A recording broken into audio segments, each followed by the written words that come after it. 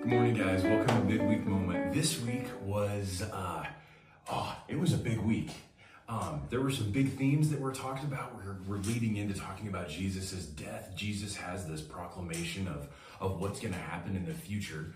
And for me and my boys, we spent a lot of time on this passage. So don't think that you have to cram all of this into one evening. Also, I just kind of wanted to extend this to you guys that there's a lot of hard things that they talk about that are difficult for people to understand that don't spend a lot of time getting Bible degrees and theology degrees. Come talk to either your pastors, grab an elder, grab a spiritual leader that you know that leads a Bible group or a small group that you're in. And if you have questions about this, they would love to help you understand this so that you can teach this to your kids. It's awesome what Jesus is talking about here. And in this story, just one of the things that I wanted to point out from our Bible study was this. As Jesus is describing what is going to happen in the future, he talks about the temple is going to come to ruins. He talks about these powers that are going to come in and that people are going to need to flee from the hills. And he's not painting a happy, fluffy picture of what's going to happen. But there's a couple of places right in the middle of this where Jesus pauses and he's like, and as you're taken away, don't even worry about what it is that you're going to need to say at that time, because I'm going to give you the Holy Spirit and he's going to lead you in what you need to say at that time. So in the middle of this chaos, he's like, don't worry, my Spirit's going to be there. As the story culminates, he's like, as you can see things getting worse, he's like, but then you're going to see the Son of Man coming through the clouds in all of his glory with the angels. And it's like, there is such hope amidst what Jesus says the future of this time is going to look like. And it just brings us around that at all times, like our eyes are supposed to be firmly affixed on God. So we can rely on the Spirit for strength, for words, for comfort when those times come. And Jesus just does a good job during this point of pointing that as things are going in this direction in the future, like you're still supposed to look at God. And so that was good for me and my family to go over. Tony, talk to me about leading up to the crucifixion and what happens then. Yeah, well, first of all, I want to acknowledge that if you have a child in third grader up at West Washington Elementary, this is a big week for us as well because science fair is coming. Tomorrow is the due date, so hang in there. The end is near. We are going to get through this, and it's going to be fine. So if you feel like, I can't handle everything all at once right now, and if you've missed a few of these Bible studies at the beginning of the week, show yourself some grace. Check out Midweek Moment. Be equipped. Be ready to lead into the weekend well going through this Bible study, okay?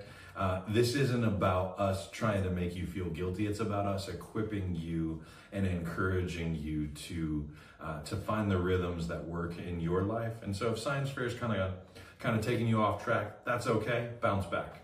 Perfection or consistency isn't perfection. It's returning. So let's be consistent, okay? Now, Mark chapter 14. Did I mention that consistency isn't perfection? It's returning. So I'm going to return to the right book of the Bible now.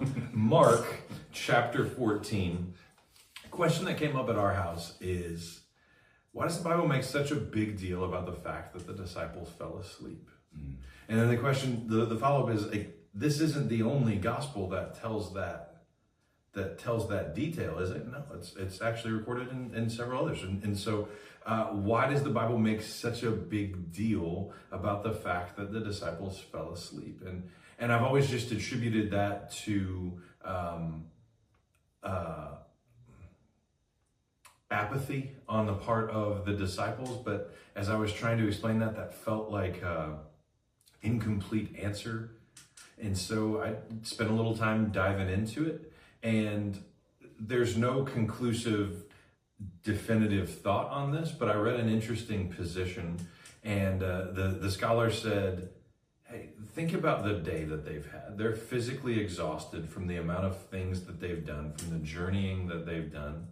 They're emotionally exhausted. Jesus has just told them he's about to die. He's washed their feet. This was an incredibly emotional ceremony.